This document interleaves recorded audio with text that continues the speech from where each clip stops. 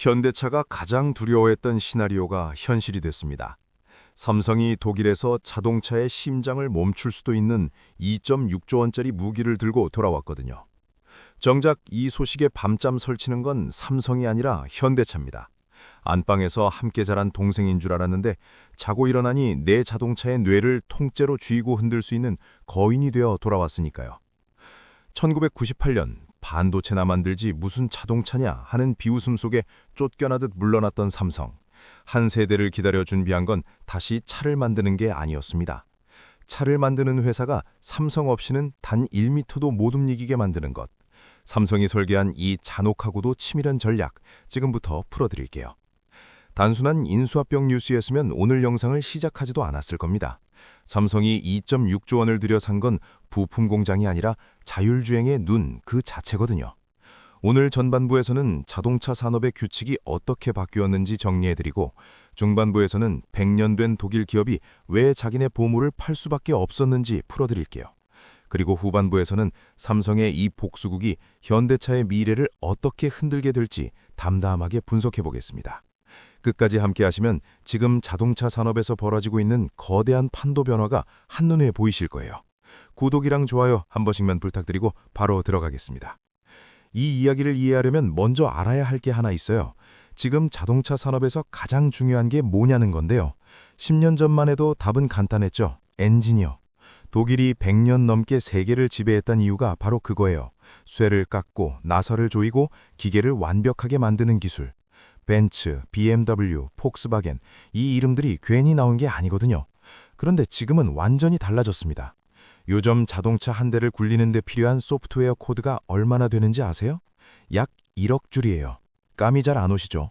미국 최고의 기술력이 집약된 F-35 스텔스 전투기의 코드가 약 2,500만 줄입니다. 업계에서 흔히 인용되는 수치인데요. 그런데 우리가 타는 자동차는 무려 1억 줄이 넘어요. 숫자로만 보면 자동차 한 대를 굴리는 게 전투기 4대를 하늘에 띄우는 것보다 더 많은 연산이 필요하다는 얘기입니다. 우리가 매일 타는 차가 사실은 아스팔트 위를 달리는 F-35였던 거예요. 물론 전투기는 생명과 직결되는 실시간 반응 속도와 보안이 극도로 복잡한 거고, 자동차는 날씨, 도로 상태, 주변 차량 같은 환경 변수가 워낙 다양해서 코드가 많은 건데요. 어쨌든 핵심은 같아요. 이제 자동차는 단순한 기계를 넘어서 바퀴 달린 데이터 센터가 됐다는 겁니다.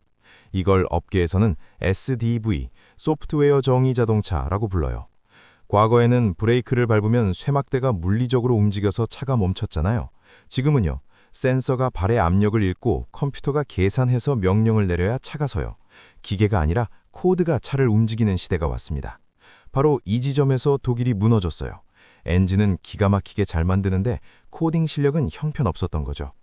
폭스바겐이 야심차게 내놓은 전기차가 소프트웨어 먹통으로 대규모 리콜됐던 거 기억나시죠? 그게 시작이었습니다. 독일 자동차 산업 전체가 흔들리기 시작했고, 2025년 기준으로 독일 자동차 부품업계에서만 약 5만 개 일자리가 사라지고 있습니다. 블룸버그 보도예요. 부품사 도산율은 역대 최고치를 기록하고 있고요. 이 혼란 속에서 조용히 움직인 기업이 있어요. 삼성입니다. 그럼 삼성이 산 게 정확히 뭔지 볼게요. 독일의 ZF 프리드리히스하펜이라는 회사가 있습니다. 1915년에 세워진 100년 넘은 회사예요. 이름이 좀 어렵죠? 독일어로 톱니바퀴 공장이란 뜻이에요. 이 회사가 뭘 하냐면 벤츠, BMW, 포르쉐 같은 프리미엄 자동차의 변속기랑 핵심 부품을 납품해요. 전 세계 프리미엄 차량 대부분에 이 회사 부품이 들어간다고 보시면 돼요. 2024년 매출이 약 414억 유로, 우리 돈으로 약 60조 원이에요. 직장인 평균 연봉이 약 4천만 원이라고 치면 한국 직장인 150만 명이 1년간 버는 돈을 이 회사 하나가 벌어들이는 셈입니다. 이렇게 거대한 회사가 왜 핵심 기술을 팔아넘긴 걸까요? 표면적으로는 빚 때문이에요. ZF는 미래 자율주행 시장을 선점하겠다는 욕심으로 무리한 인수를 연달아 했거든요. 2015년에 미국 TRW라는 부품 회사를 약 15조 원에 샀고, 2020년에는 와브코라는 회사를 또 약 8조 원에 인수했어요. 5년 사이에 23조 원 넘는 돈을 쏟아부은 겁니다. 서울 아파트 평균 가격이 약 12억 원이니까 아파트 약 1만 9천 채를 살 수 있는 돈이에요. 이 정도면 감이 좀 오시죠? 처음엔 미래를 선점한다는 전략이었는데 고금리 시대가 오면서 빌린 돈의 이자 폭탄이 터졌습니다. 2019년에 ZF가 채권을 발행했을 때 이자율이 2%였거든요. 그런데 2025년 최근 발행분은요? 7%입니다. S&P 글로벌 레이팅스 자료예요. 같은 돈을 빌려도 이자가 3.5배로 뛴 거죠. 결국 2024년 ZF는 약 10.2억 유로, 우리 돈으로 약 1.5조 원의 순손실을 기록했고 부채는 약 15조 원을 넘어섰습니다. 하지만 ZF가 단순히 돈이 없어서 판 건 아니에요. 여기엔 더 깊은 속사정이 있습니다. ZF는 변속기, 셰시 같은 전통적인 내연기관 부품에서 매출 대부분을 올리고 있거든요. 그런데 전기차 시대가 오면 변속기가 필요 없어져요. 결국 ZF로서는 체질을 바꿔야 하는데 소프트웨어 중심인 ADAS 사업부를 직접 키우려면 매년 천문학적인 R&D 비용이 들어요. S&P가 지적한 것처럼 ADAS 사업부는 지속적으로 높은 R&D 투자가 필요한 분야였거든요. 빚더미에 올라앉은 상태에서 이걸 감당할 여력이 없었던 겁니다. 그래서 ZF의 CEO 마티아스 미드라히ヒ는 ADAS 매각을 전략적 재편의 중요한 이정표라고 표현했어요. 핵심 역량인 변속기, 상용차, CS에 집중하겠다는 거죠. ZF 공식 보도자료 원문입니다. 정리하면 이래요. ZF는 감당 못할 만큼 큰 미래 가치를 품고 있었는데 자기 힘으로는 키울 수가 없었던 거예요. 삼성은 바로 그 타이밍에 약 2.6조 원을 들고 나타났습니다. 직장인 평균 연봉으로 환산하면 약 6만 5천 명이 1년간 버는 돈인데 삼성 입장에서는 미래 먹거리를 생각하면 절호의 기회였던 거죠. 그럼 삼성이 약 2.6조 원 주고 카메라 렌즈 몇 개를 산 걸까요? 아닙니다. 이게 핵심이에요. 삼성이 가져온 건 ZF의 ADAS 사업부예요. ADAS가 뭐냐면 첨단 운전자 보조 시스템이에요. 차선 유지, 충돌 방지, 스마트 크루즈, 주차 보조. 요즘 새 차 사면 다 들어있는 그 기능들 있잖아요. 그걸 만드는 기술입니다. ZF의 ADAS 사업부는 글로벌 스마트 카메라 시장 점유율 1위예요. 삼성전자 뉴스룸 공식 발표 기준입니다. 전 세계 주요 완성차에 이 회사 카메라가 들어가 있다는 얘기죠. 여기서 진짜 중요한 건 카메라 하드웨어가 아니라 그 카메라가 쌓아온 데이터예요. 전 세계 도로를 달리는 수많은 차에 ZF 카메라가 달려있거든요. 이 카메라들이 매일매일 도로를 찍고 있어요. 비 오는 날 차선이 어떻게 보이는지, 안개 낀 새벽에 신호등이 어떻게 인식되는지, 눈길에서 차가 어떻게 미끄러지는지 이런 데이터는 교과서에 없습니다. 실제 도로에서만 얻을 수 있는 거예요. 자율주행 AI는 이런 데이터를 먹고 자라요. 테슬라가 무서운 이유도 차를 많이 팔아서가 아니라 달리는 차마다 실시간 데이터를 쌓고 있기 때문이거든요. 그러니까 삼성이 산 건 단순히 사진을 찍는 카메라가 아니에요. 도로 위의 상황을 이해하는 능력을 산 겁니다. 여기서 테슬라의 방식과 삼성의 방식이 다른 점이 하나 있어요. 테슬라는 자기 차에서 나온 데이터만 쓸 수 있잖아요. 테슬라 차가 안 다니는 도로의 데이터는 없는 거예요. 반면 ZF의 카메라는 현대차에도, 벤츠에도, BMW에도 들어가 있어요. 브랜드를 가리지 않고 전 세계 도로 데이터를 모을 수 있다는 뜻이죠. 이 차이가 생각보다 큽니다. 삼성은 특정 브랜드에 묶이지 않은 세계에서 가장 범용적인 도로 데이터를 확보하는 거예요. 사실 삼성이 자동차 전장 시장에 발을 들인 건 이번이 처음이 아니에요. 2017년에 하만이라는 회사를 약 9조 원에 인수했거든요. 당시에도 삼성이 왜 오디오 회사를 사라는 반응이 많았어요. 하만은 단순한 오디오 회사가 아니었습니다. 차 안의 디스플레이, 내비게이션, 인포테인먼트 시스템을 만드는 디지털 콕핏 분야 세계 1위 업체였거든요. 8년 전 하만을 인수할 때 모두가 의심했지만 지금 하만은 매출 14.3조 원을 찍으며 효자 노릇을 톡톡히 하고 있어요. 인수 당시 7.1조 원에서 정확히 2배로 성장한 겁니다. 글로벌 이코노믹 보도예요. 그때 삼성이 차 내부, 그러니까 인포테인먼트를 먹었다면 이번 ZF 인수는 차 외부, 주행 제어까지 접수한 겁니다. 이제 자동차의 안팎을 모두 삼성의 시스템으로 채울 준비가 끝난 거예요. 이번 ADAS 인수로 하만은 차 안의 콕핏과 차 밖의 카메라 센서를 하나로 통합하는 중앙 집중형 컨트롤러를 만들 수 있게 됐어요. 이게 지금 자동차 업계에서 가장 뜨거운 트렌드입니다. ADAS와 중앙 집중형 컨트롤러 시장 규모가 올해 약 63조 원인데 2035년에는 약 189조 원까지 커질 전망이에요. 189조 원이면 우리나라 1년 국가 예산의 약 3분의 1에 해당하는 규모예요. 연평균 12%씩 성장하는 시장이거든요. 삼성전자 뉴스룸 발표 수치입니다. 여기에 삼성만의 무기가 하나 더 있어요. 삼성전자는 AI 연산에 필수적인 HBM, 고대역폭 메모리를 직접 만들잖아요.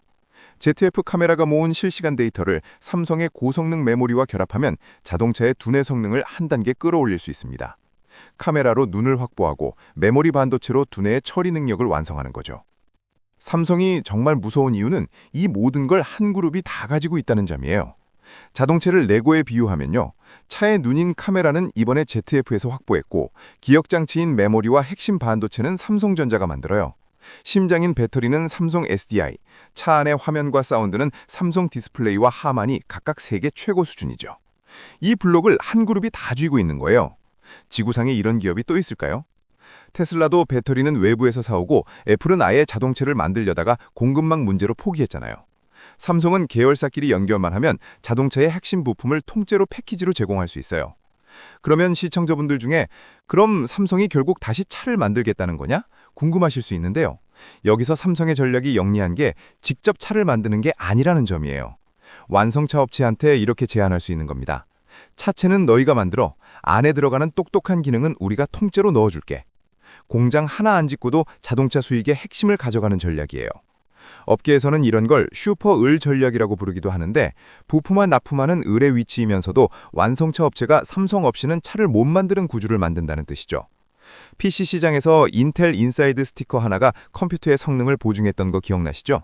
미래 자동차에는 삼성 인사이드가 붙을 수도 있다는 이야기예요. 여기에 갤럭시 생태계라는 숨겨진 가드도 있어요. 스마트폰, TV, 냉장고, 세탁기까지 이미 수억 명이 삼성 제품을 쓰고 있잖아요.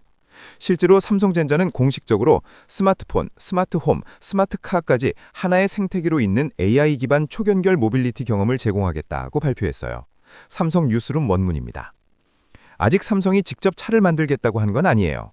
하지만 차 안과 차 밖, 그리고 집까지 연결하는 생태계를 완성해 가고 있다는 건 분명한 사실이죠. 이쯤 되면 현대차 이야기를 안 할 수가 없어요. 잠깐 1998년으로 돌아가 볼게요. 삼성자동차, 기억나시나요? 이건희 회장이 10년을 준비해서 시작한 사업이었어요.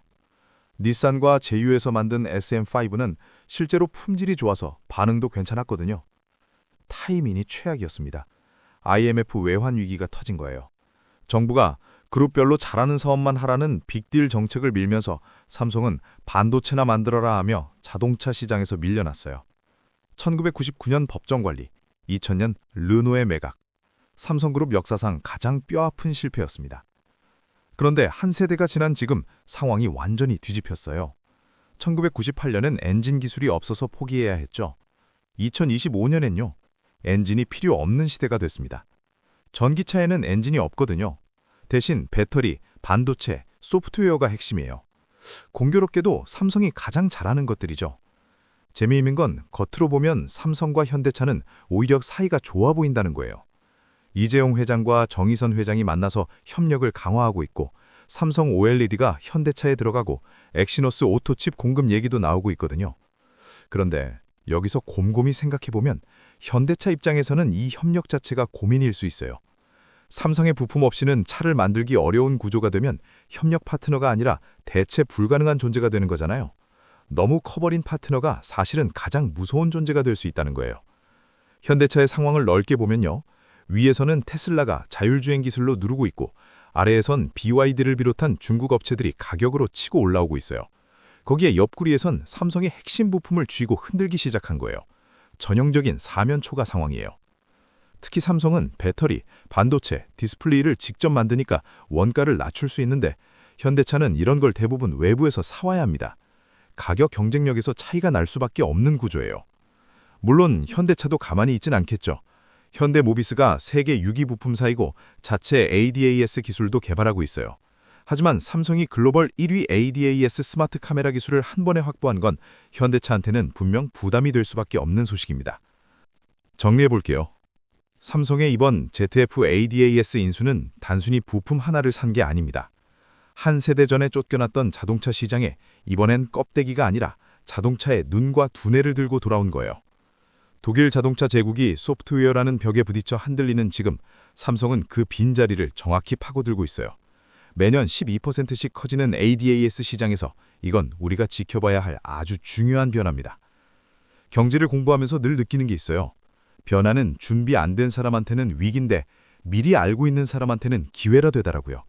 오늘 이야기가 그 기회를 잡는 데 조금이라도 도움이 됐으면 좋겠습니다. 구독이랑 좋아요는 이런 영상을 계속 만드는데 정말 큰 힘이 돼요. 여러분은 5년 뒤에 차를 바꿀 때 뭘 가장 먼저 보실 것 같아요? 엔진 성능?